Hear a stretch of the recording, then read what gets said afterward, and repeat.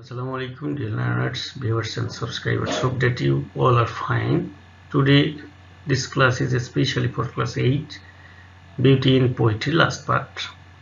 Beauty in Poetry সর্বশেষ আজকে ক্লাসটি আমি নেব। এই ক্লাসটি হবে 1.3.5, 1.3.6, 1.3.7, 1.3.8, 1.3.9, 1.4.1। প্রিয় শিক্ষার্থী বন্ধুরা, অবশ্যই ক্লাসটি একটি মজার ক্লাস বা চমৎকার ক্লাস হতে চলেছে। সম্পূর্ণ ক্লাসটি দেখার অনুরোধ জানিয়ে ক্লাসটি শুরু করছি। ওকে, লেটস স্টার্ট। প্রথমে আমরা যদি দেখি 1.3.5 এ আমাদের ইনস্ট্রাকশন দেওয়া আছে। Now read a note on the rhyming pattern of a poem and explore the rhyming patterns of the poem. True royalty, এখানে বলা হচ্ছে the rhyming pattern of the poem সংক্রান্ত একটি নোট পড়ো এবং ট্রু রয়্যালটি কবিতার সন্দেহ ধরনগুলো আমাদেরকে খুঁজে বের করতে বলছে। তো এখন এখানে আমাদেরকে বলা হচ্ছে যে rhyming pattern of the poem, এই জিনিসটা আমরা খুঁজে বের করব। এটা খুঁজে বের করার জন্য প্রথমে আমাদেরকে একটা নোট দেওয়া আছে। এই নোটটা যদি আমরা একটু পড়ি, you have already learn that rhyming is one of the notable features of a poem. এখানে বলা হচ্ছে তোমরা ইতিমধ্যে জেনেছো যে ছন্দ একটি কবিতার উল্লেখযোগ্য বৈশিষ্ট্যগুলোর মধ্যে অন্যতম একটি, অর্থাৎ রাইমিং হচ্ছে একটা notable features of the poem. Here, এখানে we will learn how to identify the rhyming pattern of the poem. এখানে আমরা we will learn how to identify the rhyming pattern of the poem, আমরা একটা কবিতার rhyming প্যাটার্নটাকে কিভাবে identify করি সেটি আমরা শিখব। The rhyming pattern of a poem is called rhyming scheme. তাহলে রাইমিং প্যাটার্নটাকে আমরা কি বলতেছি? রাইমিং স্কিম বলতেছি। রাইমিং প্যাটার্নটাকে আমাদের বলা হচ্ছে রাইমিং স্কিম। আর রাইমিং স্কিম এখানে refers to the sound that repeat at the end of a line or stanza। এখানে আমাদের খুব ভালোভাবে মনে রাখতে হবে যে রাইমিং স্কিমটা হবে আমাদের refers to the sound that repeat at the end of a line or stanza। এটা হচ্ছে যে একটা কবিতার লাইনের শেষেও হতে পারে অথবা একটা স্টেনজার শেষেও একটা রিপিটিং ওয়ার্ড হতে পারে, রিপিট হতে পারে। আর rhyming scheme can change line by line, এটা আবার লাইন বাই লাইন বা একটি লাইন থেকে আরেকটা লাইনের পরেও হতে পারে, স্টেনজা বাই স্টেনজা, অথবা এটা স্টেনজা একটা স্তবক থেকে আরেকটা স্তবকও হতে পারে, or continue throughout the poem, এমনকি এটি সমস্ত কবিতা জুড়েও হতে পারে। There are several rhyme scheme used in poetry. একটি কবিতার মধ্যে বিভিন্ন ধরনের রাইমিং স্কিম আমরা ব্যবহার করে থাকি।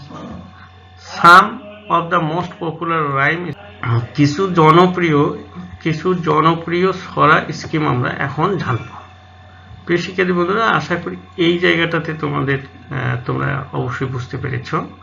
ট্রু রয়্যালটি কবিতাটি তোমরা অলরেডি পড়েছ, আমরা এটির বাংলা অর্থও জেনেছি, আরেকবার আমরা পড়ে নিই।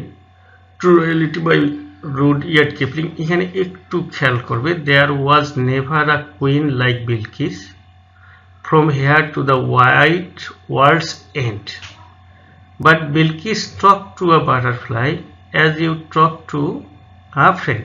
এই জায়গার মধ্যে দেখো এন্ড এবং এই যে ফ্রেন্ড, এখানে আমাদের দেখো মিল রয়েছে, এখানে এন্ড রয়েছে, এখানে আবার ফ্রেন্ড রয়েছে, ইএনডি ফ্রেন্ড, তার মানে হচ্ছে and and friend, this is the rhyming word। এরপরে যদি আমরা এই স্ট্যান্জাটা চলে আসি, এখানে দেখো there was never a king like Solomon not since the world began। এরপরে বলা হচ্ছে but Solomon talked to a butterfly as a man talked to a man। এখানে দেখো বিজ্ঞানের সঙ্গে আবার একটা ম্যানের সম্পর্ক রয়েছে, বিজ্ঞান ম্যান। ওকে, এরপরে যে she was queen of Sheba and he was Asia's lord, but they both of him talked to butterflies when they took their works abroad। এখানে আবার দেখো লর্ডের সঙ্গে আমাদের অ্যাব্রোড রয়েছে, তার মানে এখানে যদি তোমরা রাইমিং ওয়ার্ড খোঁজো তাহলে রাইমিং ওয়ার্ডগুলো আসবে আমাদের end, friend, began, man, lord এবং অ্যাব্রোড। এটা অলরেডি আমরা আলোচনা করেছি, আরেকটু আমি তোমাদেরকে স্মরণ করিয়ে দিই। এরপরের যে বিষয়টি রয়েছে আমাদের 1.3.5, এখন আবার আমরা এই জায়গার মধ্যে দেখি। Now read a note on the rhyming pattern of the poem and explore the rhyming pattern of the poem True Royalty। এখন রাইমিং প্যাটার্ন অফ পোয়েম সংক্রান্ত একটি নোট পড়ো এবং ট্রু রয়্যালটি কবিতার ছন্দের ধরনগুলো খুঁজে বের করার চেষ্টা।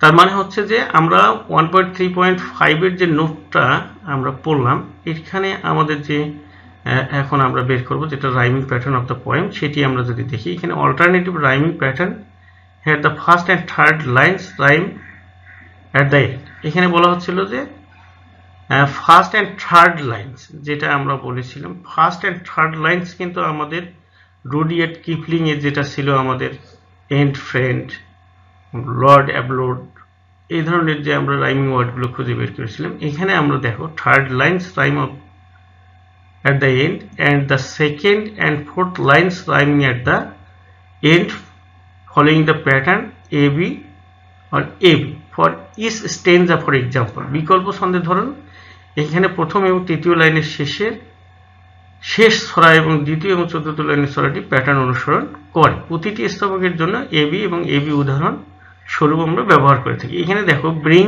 মি মাই বো of burning gold, bring me my arrows of desire, bring me my spear, O clouds unfold, bring me my chariot of fire। এখানে দেখো গোল্ডের সঙ্গে এখানে আমাদের সম্পর্ক রয়েছে unfold, gold fold, gold fold. এখানে দেখো এটাকে যদি আমরা এ ধরি, এটিও কিন্তু আমাদের এ। এরপরে বলছে ডিজায়ার, ফায়ার, ডিজায়ারের সঙ্গে এখানে আমাদের সম্পর্ক রয়েছে কার, ডিজায়ারের সঙ্গে রয়েছে আমাদের ফায়ার। দেখো এখানে যদি আমরা ডিজায়ারকে বি ধরি তাহলে এই ফায়ারকেও আমাদের ধরতে হচ্ছে বি। এখানে দেখো here the poet use two different end sounds in line 1 and 4। Different sounds কিন্তু এখানে আমাদের ব্যবহার করা হয়েছে 1 নম্বর এবং 4 নম্বরে যদি আমরা দেখি।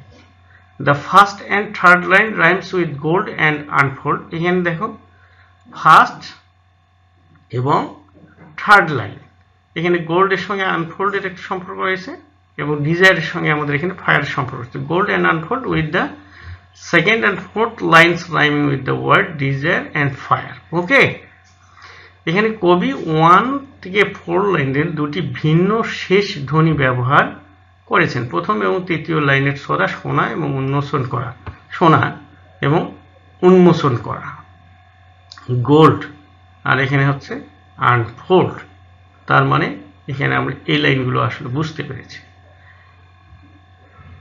এরপরে রয়েছে দ্বিতীয় এবং চতুর্থ লাইনে ইচ্ছা এবং আগুন শব্দের সাথে ছড়াচ্ছে। এখানে যদি দেখো গোল্ডের সঙ্গে এখানে গোল্ড, এখানে ছিল আমাদের আনফোল্ড, এখানে ডিজায়ার ছিল, এখানে আমাদের ছিল ফায়ার।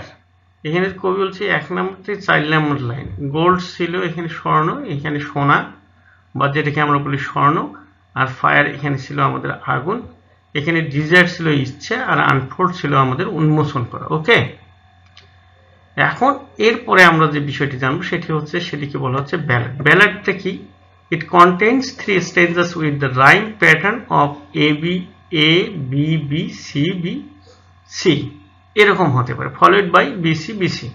অর্থাৎ যদি গীতিনাট্য এখানে আমাদের A B, A B B, C B B C এর ছন্দের ধরন সহ 3টি স্তবক থাকে, আর এরপর বিসি বিসি ছন্দের ধরন উল্লেখ করা থাকে। এরপরে রয়েছে আমাদের মনোরাইম। মনোরাইম শব্দটি হচ্ছে here every line of the poem use the same rhyme pattern. এখানে আবার মনোরাইম যখন হবে প্রত্যেকটা লাইন বাই লাইন কিন্তু আমাদের সেম প্যাটার্নে চলে আসবে। এখানে একটি কবিতার প্রতিটি লাইন একই ছন্দের ধরন ব্যবহার করবে, যেটাকে আমরা বলবো এ এ এ এ, or এ এ বা বিবি বা সিসি, এরকম হবে।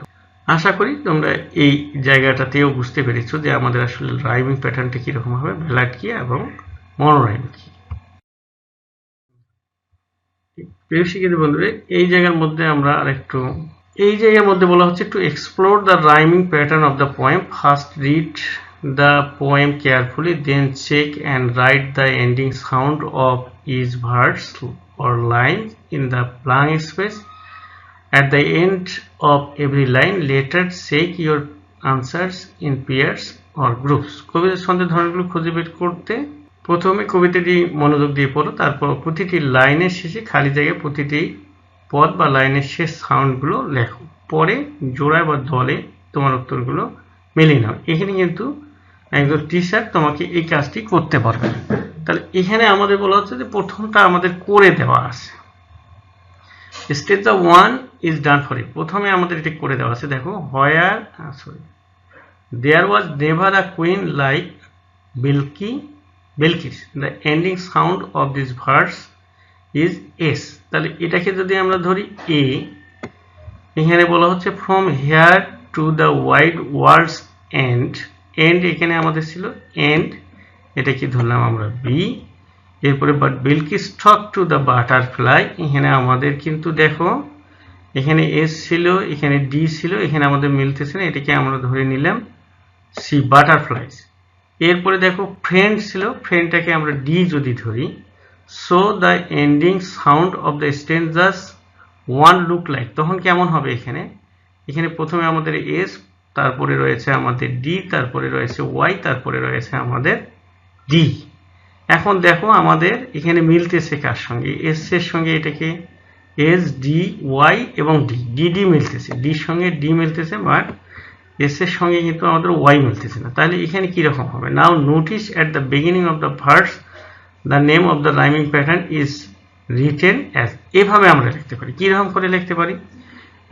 এক নম্বর ভার্সটাকে আমরা দিলাম এ, 2 নম্বরটাকে আমরা দিলাম বি, এখন 3 নম্বরটাকে আমরা দিলাম সি, 4 নম্বরটা আবার এসে হচ্ছে আমাদের বি। কেন? এখানে ডির সঙ্গে ডি মিলতেছে, তার মানে ডি যদি বি হয় তাহলে এই ডিও হবে আমাদের B. Finally we can say that the rhyming pattern of the first stanza, তাহলে ফার্স্ট স্ট্যান্জাটাতে আমাদের কি রকম হচ্ছে?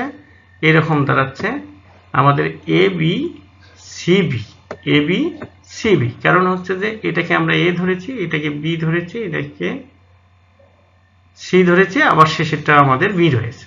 ওকে, আশা করি তোমরা এই জায়গাটার মধ্যেও বুঝতে পেরেছ। এখন আমাদের দেখো, now it's your turn to identify the rhyming pattern of the rest two stanzas later shared then with the whole class. আমাদের 3টা দেওয়া ছিল, 3টার মধ্যে করে দেওয়া আছে হচ্ছে একটা, পরের 2টা আমরা যদি এখানে দেখি, তাহলে এখানে there was never a king like Solomon, এখানে এন রয়েছে, এখানে রয়েছে আমাদের not since the world began, এটাকে আমরা যদি ধরি এখানে বিগান, এরপরে রয়েছে আমাদের বাটারফ্লাই, তারপরে রয়েছে ম্যান। তার মানে হচ্ছে যে বিগানের সঙ্গে আমাদের ম্যানের একটা সম্পর্ক দাঁড়াচ্ছে। এখানে বিগানের সঙ্গে আমাদের ম্যানের সম্পর্ক রয়েছে, এটার সঙ্গে আমাদের আসলে এটার কোনো সম্পর্ক না থাকার কারণে এটাকে আমরা আলাদা নাম দিয়েছি। স্ট্যান্জা 3তে যদি তোমরা দেখো, আমরা প্রথমে কিন্তু ধরেছি প্রথম স্ট্যান্জাটাতে এ বি সি ডি ছিল আমাদের ওখানে, A B C B, A B C B ছিল, পরেরটাতে আমরা ধরলাম D E F, D E F, তার মানে ইর সঙ্গে ই সম্পর্ক। এরপরে দেখো জি রয়েছে সেবা, এরপরে রয়েছে লর্ড, এরপরে রয়েছে আই, এরপরে ধরেছে এস। দেখো এই এইচ এর সঙ্গে কিন্তু আমাদের এখানে এইচ এর সম্পর্ক রয়েছে। প্রিয় শিক্ষার্থী বন্ধুরা, এই জায়গার মধ্যে একটু আমরা চলে আসি। Read the poem aloud and notice the rhyming pattern, then match the word or phrase in the column A with their meaning in column B. অর্থাৎ আমরা এই কবিতাটি আবার পড়ব, কবিতাটি শব্দ করে পড়ে এবং কলামের ওয়ার্ড এবং ফ্রেজগুলো কে বি কলামের সর্বশেষ অর্থের সঙ্গে আমরা আবার মিলাবো। এই জায়গার মধ্যে আমরা দেখছি I wandered lonely as a cloud, William Wordsworth এই কবিতাটি লিখেছে। এখানে বলছে যে I wandered lonely as a cloud, এটি করে দেওয়াই আছে আমাদের এখানে এটাকে আমরা দেখো ক্লাউডের সঙ্গে ক্লাউড, এটি আমরা এ যদি ধরি, that floats on high over vales and hills. এরপরে বলা হচ্ছে when all at once I saw a crowd, a host of golden daffodils beside the lake beneath the trees, fluttering and dancing in the breeze, continuous as the stars that shine and twinkle on the Milky Way. They stretched in never-ending line along the margin of a bay. 10,000 saw I at a glance, tossing their heads in sprightly dance. এখানে দেখো প্রথমে আমাদের দেখো ক্লাউডের সঙ্গে রয়েছে আমাদের cloud, এখানে রয়েছে আমাদের হিলস, এখানে রয়েছে আমাদের ড্যাফোডিলস, এখানে ট্রিজ, এখানে রয়েছে ব্রিজ। ক্লাউডের সঙ্গে ক্লাউডটাকে যদি আমরা ধরি এ, হিলসটাকে আমরা ধরি বি, এখানে দেখো ক্লাউডের সঙ্গে যেহেতু আমাদের ক্রাউডের সম্পর্ক রয়েছে, এটিও হবে আমাদের এ। তাহলে ড্যাফোডিলসের সঙ্গে সম্পর্ক রয়েছে হিলস অ্যান্ড ড্যাফোডিলস, এটি হলো আমাদের বি। ট্রিজ অ্যান্ড ব্রিজের সম্পর্ক রয়েছে, তার মানে হচ্ছে যে ক্লাউড, হিলস, ক্রাউড, ড্যাফোডিলসের সঙ্গে আমাদের ট্রিজ এবং ব্রিজের সম্পর্ক নেই, এই জন্য আমরা এটাকে দিলাম সি এবং সি। তাহলে এই প্যাটার্নটা আমাদের কিরকম দাঁড়ালো, এটি আমাদের স্টেঞ্জা 1 দাঁড়ালো, এবং এখানে আমাদের স্টেঞ্জা বিতে রয়েছে, দেখো স্টেঞ্জা 2তে আমাদের রয়েছে, এখানে রয়েছে আমাদের সাইন হলো ডি, ওয়ে হচ্ছে ই, এন্ডিং লাইন, দেখো সাইনের সঙ্গে আমাদের একটা লাইনের সম্পর্ক রয়েছে, এই জন্য এটিও হবে আমাদের ডি। এরপরে রয়েছে আমাদের বের সঙ্গে আমাদের রয়েছে ওয়ে, এটি হচ্ছে আমাদের ই। গ্লান্স অ্যান্ড ড্যান্সের সম্পর্ক রয়েছে, যার কারণে এটি হবে আমাদের এফ এবং এফ। তার মানে এটি হলো স্টেঞ্জা 2। স্টেঞ্জা 1 এবং স্টেঞ্জা 2 এর যে রাইমিং প্যাটার্ন বা রাইমিং ওয়ার্ডগুলো, এগুলো তোমরা কিন্তু এখানে আসলে বুঝতে সক্ষম হয়েছে, এবং এটি যখন আমরা রাইমিং স্কিম হিসেবে সাজাবো তখন এটি হবে আমাদের এবি, এবি, সি, সি, এবং এটি হবে আমাদের ডিই, ডিই, এফ, এফ। ওকে, এখানে আমাদের বলা হচ্ছে যে এই কলাম এর সঙ্গে কলাম বিটাকে আমাদের মিলাতে হবে, এবং তার আগে বলছে যে এই কবিতাটি কি আমাদের পড়তে হবে, কবিতাটি পড়ে আমরা কি করব, এটি মিলাবো। এখানে রয়েছে ওয়ান্ডার্ড মানে ঘুরে বেরিয়েছিল, ফ্লোট হাই ওভার অনেক উঁচুতে ভেসে বেড়ায়, এখানে ভ্যালস অ্যান্ড হিলস উপত্যকা ও পাহাড়, হোস্ট অফ ড্যাফোডিলস এখানে রয়েছে আমাদের ড্যাফোডিলের গুচ্ছ, এবং এখানে রয়েছে আমাদের ফ্লাটারিং মানে হচ্ছে দোল খাওয়া। তো প্রিয় শিক্ষার্থী বন্ধুরা, এগুলো আমি লিখে দিয়েছি, এগুলো তোমরা একটু, তাহলে এখানে আমরা একটু মিলিয়ে দেখব। প্রথমে যদি আমাদের বলি যে ওয়ান্ডার্ড মানে ঘুরে বেরিয়েছিল, কার সঙ্গে আমাদের এখানে যায়, দেখো স্ট্রলিং অর রোমিং, স্ট্রলিং অর রোমিং দিয়ে কিন্তু এটা আমাদের মেলে। এরপরে যদি আমরা লক্ষ্য করি, দেখো ফ্লোট হাই ওভার অনেক উঁচুতে ভেসে বেড়ায়, সেটি হবে আমাদের ওয়েভিং। এরপরে যদি আমরা লক্ষ্য করি ভ্যালস অ্যান্ড হিলস, তাহলে কোনটার সঙ্গে আমাদের মিলে যাচ্ছে, ভ্যালস অ্যান্ড হিলস মিলতেছে আমাদের ভ্যালিজ অ্যান্ড মাউন্টেন্স। নাম্বার ডিতে চলে আসো, হোস্ট অফ ড্যাফোডিলস, এটি তাহলে কার সঙ্গে আমাদের যাবে, এটি দেখো আমাদের মিলে যাচ্ছে সোয়ার্ম অফ ড্যাফোডিলস ফ্লোয়ার, তার মানে ড্যাফোডিলস ফুলের গুচ্ছ। ওকে, এরপরে দেখি যদি আমি ফ্লাটারিং দোল খাওয়াটা তাহলে আমাদের যাচ্ছে কার সঙ্গে, স্টিয়ারিং, ফ্লিঙ্গিং অ্যান্ড ব্লেন্ডিং। ওকে, ব্রিজটা চলে যাচ্ছে আমাদের উইন্ডের সঙ্গে, ব্রিজ মানে মৃদুমন্দ বাতাস। কন্টিনিউয়াস তাহলে আমাদের চলে যাচ্ছে আনসেইজিং অর নন স্টপ যেটা। এরপরে রয়েছে আমাদের টুইঙ্কেল, 8 নম্বরে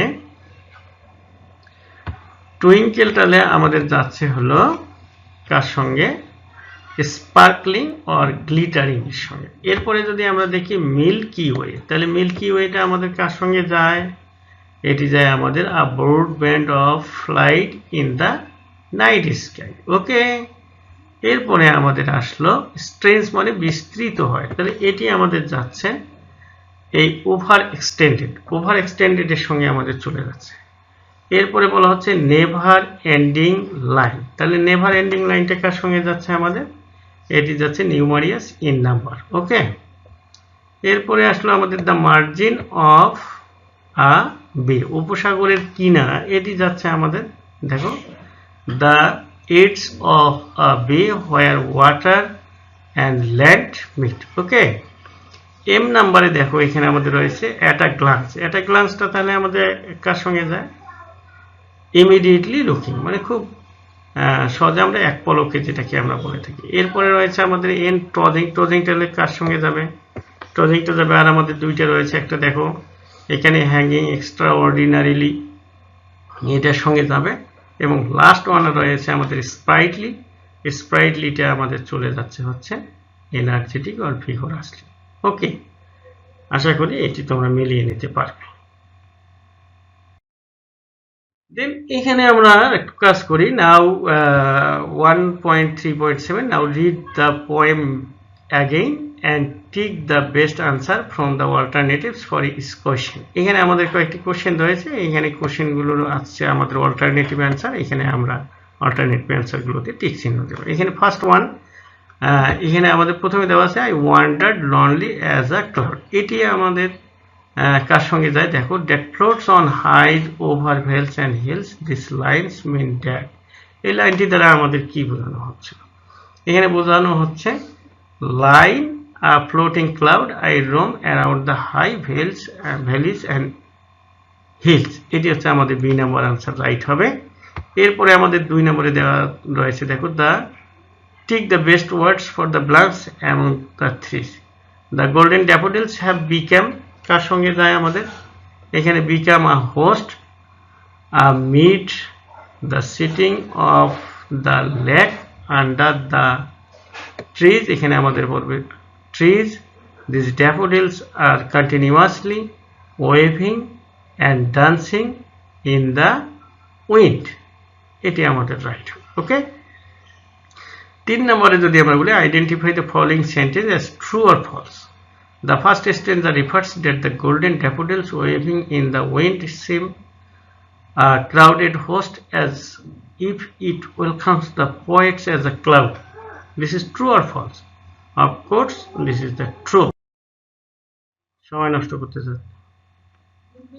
তাহলে 4 নম্বরে আমাদের দেখো, the innumerous golden daffodils are shining and glittering like stars in the Milky Way. The stirring and energetic moving of bright yellow flowers is spread to the horizon along the edge of an ocean. Can you tell in which stanza you will get this information? Okay, this is stanza 2. Okay, প্রিয় শিক্ষার্থী বন্ধুরা, এই জায়গার মধ্যে আমাদের যেটি রয়েছে সেটি হচ্ছে রিড দ্য পোয়েম অ্যাগেইন। কবিতাটি আবার আমাদেরকে পড়তে বলা হচ্ছে। And in pairs or group এবং জোড়ায় বা দলে এটি কাজ করতে হবে। Identify the simile used in the poem, finally share your answers with the class. এখানে আমাদেরকে সিমিলি বের করতে বলা হচ্ছে। Okay, you can write your answers in the given grid. তোমার আনসারগুলো এই গ্রিডের মধ্যে লিখবে। এটি তোমার ম্যান টু ম্যান ভেরি করতে পারে। আমি পজিবল যে সম্ভব কিছু অর্থ বা উত্তর রয়েছে সেটি আমি তোমাদের করে দেখানোর চেষ্টা করতেছি। প্রথমে আমরা দিয়েছি দ্য পোয়েট, তারপরে আমরা দিয়েছি দ্য ড্যাফোডিল। প্রিয় শিক্ষার্থী বন্ধুরা, এখানে আমরা এই কাজটি সম্পূর্ণ তোমাদেরকে করে দেখানোর চেষ্টা করেছি যে কিভাবে আমরা এখানে আসলে সিমিলিটা ব্যবহার করেছি।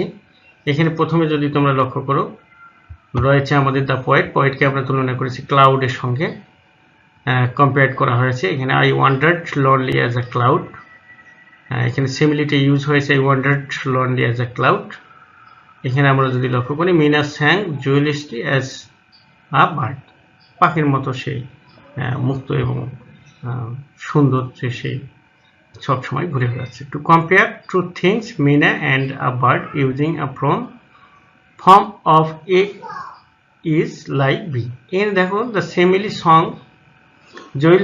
joyously as a bird is used to vividly describe how Meena was singing. It conveys the idea that her singing was full of happiness and freedom, creating an evocative image in reader's mind.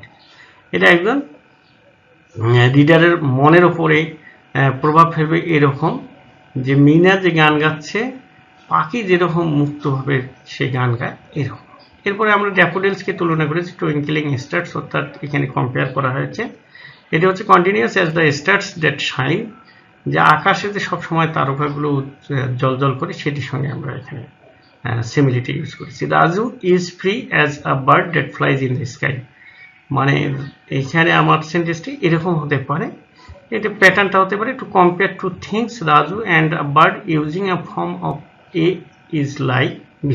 Okay, the simile free as a bird that flies in the sky, মানে রাজু যে ঘুরে বেড়াচ্ছে, রাজু হচ্ছে যে যেমন একটা পাখি আকাশে মুক্ত আকাশে ঘুরে বেড়ায় তার নিজের স্বাধীন মতো, সেই বিষয়টিকে এখানে আসলে তুলনা করার চেষ্টা করা হয়েছে। এই অ্যান্সারগুলো ভেরি করতে পারে এবং তোমার অ্যান্সারগুলো ভিন্ন হতে পারে। ওকে, এরপরে আমাদের যে কাজটি রয়েছে 1.3.9, এই জায়গায় আমাদের যে কাজটি করতে হবে, read the first স্ট্যান্জা of the poem given below, then in pairs or group discuss and write about the image or picture that comes to your mind while reading the poem. Next, share it with other groups. এখানে বলা হচ্ছে নিচে দেওয়া কবিতার প্রথম স্তবক স্ট্যান্জাটি পড়ো, তারপর কবিতাটি পড়ার সময় তোমার মনে যে চিত্র বা ছবি আসে তা আলোচনা করো এবং তা লিখে অন্যান্য গ্রুপের সাথে শেয়ার করো। অর্থাৎ এখানে আমাদের একটা মনের বিষয় রয়েছে। For example, while reading the first stanza, এখানে বলছে I wandered lonely as a cloud that floats on high over vales and hills, when all at once I saw a crowd, a host of golden daffodils beside the lake beneath the trees, fluttering and dancing in the breeze. এখানে এই লাইনগুলো পড়ার পরে তোমার মনের ভেতরে কোন ধরনের ছবি ফুটে উঠতেছে এই বিষয়টি কিন্তু তুমি কি করতে পারো, ছবি আঁকতে পারো। এটা একটা কল্পনার জগৎ, কল্পনার মধ্য দিয়ে তোমাকে এই কাজটি করার কথা বলা হবে, তুমি এই কাজটি করার চেষ্টা করবে। তাহলে সেক্ষেত্রে আমরা একটু তোমাদেরকে যদি সামান্য হেল্প করে দিই তাহলে আমাদের কি ধরনের পরিস্থিতি দাঁড়াচ্ছে দেখো। এখানে বলা হচ্ছে ইউ মে ইমাজিন দ্যাট, তুমি কল্পনা করতে পারো, like lonely cloud the poet is roaming around, he is flooding over the ভেলস and hills, suddenly he noticed some daffodils dancing in the breeze beside a lake. শিক্ষার্থী বন্ধুরা, ক্লাসটি একটু বড় হচ্ছে যেহেতু ক্লাসটি তো অনেকগুলো চ্যাপ্টার নিয়ে আলোচনা করা হয়েছে, মনোযোগ দিয়ে আমি মনে করি যে সম্পূর্ণ ক্লাসটি দেখলে তোমরা এই অধ্যায়ের সর্বশেষ আমাদের যে কাজগুলো রয়েছে, অ্যাক্টিভিটিগুলো রয়েছে, এই অ্যাক্টিভিটিগুলো সম্পূর্ণ করতে পারবে। Now it's your turn to write about the pictures that you can imagine from stanza 2 and 3. আর স্ট্যান্জা 2 এবং 3 তে তোমার মনের ভিতরে যে কল্পনা আসতেছে, যেমন স্ট্যান্জা 1 থেকে আমরা এই বিষয়টিকে আমরা কল্পনা করলাম, সেটি তোমাকে করতে হবে। এখানে যেমন when you are done in with your writing, যখন তুমি তোমার লেখাটি সম্পূর্ণ করবে, share with the class, এটি ক্লাসে তুমি শেয়ার করবে all the pictures that you can see, visualize or imagine, কল্পনা করবে after reading the poem, and say how these pictures help you to make a connection with the poem, কিভাবে এই কবিতাটির সঙ্গে তোমার একটা কানেকশন তৈরি হচ্ছে। ওকে, এরপরে আমরা প্রায় শেষের দিকে চলে আসতেছি। এখানে আমাদের 1.4.1 এ read the following situation and make comparison using simile, এখানে আমরা কম্পারিজিং সিমিলিগুলো ইউজ করবো। এখানে আমরা লক্ষ্য করতেছি এখানে আমাদের একটা পিকচার দেওয়া আছে, পিকচারটা দেখে তুমি একটু চিন্তা করো এবং এখানে আমাদের দেওয়া আছে my little sister Sara is the heart of our family, Sara হচ্ছে আমাদের পরিবারের প্রাণ। She is super busy and does not have a moment to rest, সে সুপার বিজি, এক মুহূর্ত সে দাঁড়ায় না। Now describe her using an appropriate simile, এখানে আমরা কি ধরনের ইউজ করতে পারি। এখানে as busy as a bee, এখানে যদি আমি বলি যে সে ব্যস্ত, এত ব্যস্ত, কার মতো ব্যস্ত, এইখানে আমরা বি মানে দিলাম মৌমাছির মতো ব্যস্ত, সে এত দেখো মৌমাছির মতো ব্যস্ত, যে মৌমাছি যেমন কখনো রেস্ট নেয় না, তদরূপ এখানে আমরা সারাকে তুলনা করছি। এখানে এরকম একটা সিমিলি হতে পারে। এরপরে যদি সিচুয়েশন 2 তে আমরা চলে যাই, we live in a busy area here there is hardly any open space to play or work, আমাদের দেখা যাচ্ছে যে আমরা এত ব্যস্ত এরিয়া বা এলাকাগুলোতে বাস করি, এখানে আমাদের খেলার জায়গা বা উন্মুক্ত জায়গা খুঁজে পাওয়া মুশকিল অবস্থায়। This afternoon group of young boys play cricket in the narrow space, দেখা যায় যে আমাদের শহর এলাকাগুলোতে এখন অলিতে গলিতে খেলাধুলা করা ছাড়া আর কোনো উপায় নাই। One day while they were playing suddenly a speedy bike run over one of the players। এখানে দেখো যে যখন তারা গলির মধ্যে খেলতেছিল হঠাৎ করে একটা স্পিডি বাইক চলে আসলো, অর্থাৎ খুব জোরালো ভাবে। It was so sudden and unexpected that everyone forgot to move for the moment। এখানে সবাই ভুলে গেছিল যে তারা কোন দিকে মুভ করবে। Now describe the intense situation using an appropriate simile। এই অবস্থার মধ্যে আমরা কোন ধরনের সিমিলি ইউজ করতে পারি? এখানে আমরা ব্যবহার করতে পারি as silent as grave, মানে তারা নিস্তব্ধ হয়ে গিয়েছিল। কবরগুলো যেমন নিস্তব্ধ অবস্থা থাকে, এরকম অবস্থার মধ্যে আমরা একটা সিচুয়েশনে সিমিলি ইউজ করতে পারি। প্রিয় শিক্ষার্থী বন্ধুরা, ক্লাসটি শেষের দিকে চলে আসছে প্রায়, তোমরা একটু ধৈর্য সহকারে ক্লাসটি দেখবে। Rima same stands next week she will anchor, সে নোঙ্গর টাঙিয়েছিল the schools annual cultural program performance like singing, dancing, reciting and many more are to be performed in that program. She prepared a script for some of the events but could not organize her scripts for recitation and drama. She could not understand what she would do. Just then her cousins has come to visit them. Her cousin is well known for her anchoring, so she is like a blessing to Rima, sent by the creator. Now describe her cousin using an appropriate simile। আমরা একটু দ্রুত চলে যাচ্ছি। এখানে হতে পারে a gift like an angel। Angel মানে gift দিয়েছিল একজন পরী, বা আমরা যেভাবে বলি যে অ্যাঞ্জেল মানে জিন পরী, এরকম একজন ব্যক্তি হঠাৎ করে আবির্ভূত হয়, একটা পুরস্কার দেয়। এরকম একটা ঘটনা ঘটেছিল রিমার জীবনে। এরপরে সিচুয়েশন 4 এ যদি আমরা চলে আসি, today is my birthday, I was so excited about all my plans that I could sleep well last night. আমি খুব ভালো রকম ঘুমাতে পারি না। I got up early in the morning, everything seems refreshing and different. I plan to take a little walk and say hello to a rising sun. As I stepped out of my room, I was amazed to see a huge boycott waiting for me. I have never seen such a big boycott in my whole life. Now describe the boycott using an appropriate simile। এখানে হতে পারে as big as an elephant। আমরা হাতির সঙ্গে এটাকে একটু compare. Situation 5 এর মধ্যে যদি আমরা চলে যাই, এখানে দেখো my father is a teacher in a government college, recently has been transferred from Sylhet to Faridpur. সম্প্রতি সে ট্রান্সফার হয়েছে। Accordingly we shifted to Faridpur within a few days. I got admitted to Faridpur government high school. When I entered the class everything was new. I felt so unfamiliar and uncomfortable in this new situation. Now describe the uncomfortable situation using an appropriate simile। এখানে এরকম পরিস্থিতি দাঁড়াতে পারে, হঠাৎ করে একটা স্কুলে গিয়ে ভর্তি হওয়ার পরে তোমার পরিস্থিতি কিরকম দাঁড়াতে পারে, কোন ধরনের সিমিলি আমরা ইউজ করতে পারি। এখানে আমরা সিমিলিটি ইউজ করতে পারি আর ফিশ আউট অফ ওয়াটার, অর্থাৎ পানি ছাড়া মাছ যেমন বাঁচতে পারে না, বন্ধু বান্ধবী বা কোম্পানি ছাড়াও একজন ব্যক্তি একেবারেই অচল, এই বিষয়টিকে এখানে আমরা ব্যবহার করার চেষ্টা। নাও 1.4.2 তে it's group work in group close poem from your books. এখানে আমরা প্রায় শেষের দিকে, মানে শেষ করে ফেলেছি। You are free to choose any poem from any source. Now find out the similes and rhyme scheme used in the poem. Write the image that come to your mind while reading the poem. প্রিয় শিক্ষার্থী বন্ধুরা, দলীয়ভাবে তোমার বই বাংলা এবং ইংরেজি থেকে যে কোনো একটি কবিতা বেছে নাও, যে কোনো একটি উৎস থেকে যে কোনো কবিতা হতে পারে। এই কবিতা থেকে তোমরা সিমিলি রাইমিং স্কিম খুঁজে বের করো। কবিতা পড়ার সময় তোমার মনের ভেতর যে ছবি আসে তা তোমরা লেখো। আশা করি তোমরা এটি বুঝতে পারবে, কারণ হচ্ছে যে আমরা অলরেডি যে বিষয়গুলো নিয়ে আলোচনা করেছি, রাইমিং ওয়ার্ড, রাইমিং স্কিম, তাহলে এই ক্ষেত্রে তোমার এটি সহজ হওয়ার কথা এবং তোমরা পারবে আশা করি। Now discuss and write how all this three things use a simile, rhyming scheme and imagining the pictures image help you understand, feel a poem and be a poem lover. Finally make a presentation and present it in the class। এটা তোমাদেরকে ক্লাসে present করতে হবে, তোমরা এটা করতে পারবে। এখন এই তিনটি বিষয় সিমিলি, রাইম স্কিম এবং ছবি চিত্র কল্পনা করো তোমাকে কিভাবে কবিতা বুঝতে এবং কবিতা ভালোবাসতে সাহায্য করে তা আলোচনা করো এবং লেখো, সর্বশেষ এটি উপস্থাপন করো। প্রিয় শিক্ষার্থী বন্ধুরা, এই ওয়ার্ডগুলো যে আমাদের রয়েছে নিউ ওয়ার্ড, এগুলোর অলরেডি আমি আমার চ্যানেলে আপলোড করে দিয়েছি, ভিডিওটি তোমরা দেখতে পারো। এই ওয়ার্ডগুলোর মিনিং, মেক সেন্টেন্স, বাংলা অর্থ, ইংলিশ অর্থ আমি দিয়ে রেখেছি। ওকে, এছাড়াও আরেকটা কাজ করতে পারো, বইয়ের শেষে কিন্তু তোমরা ইন্ডেক্সে গিয়ে এই ওয়ার্ড মিনিংগুলো জেনে নিতে পারো।